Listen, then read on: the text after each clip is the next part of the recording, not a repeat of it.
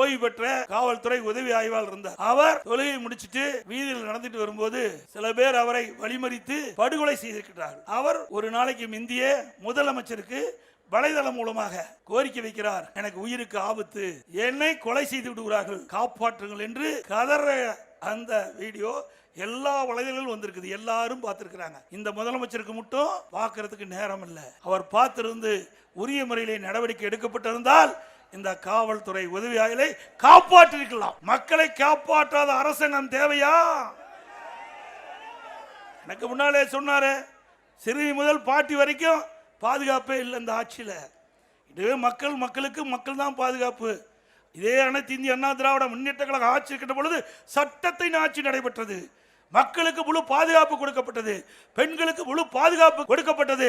இப்படிப்பட்ட அற்புதமான ஆட்சி அண்ணா திமுக பார்க்க முடியும். அண்ணா திமுக ஆட்சி பொற்கால ஆட்சி என்று மக்கள் இன்றைக்கு போட்டுக் கொண்டிருக்கிறார்.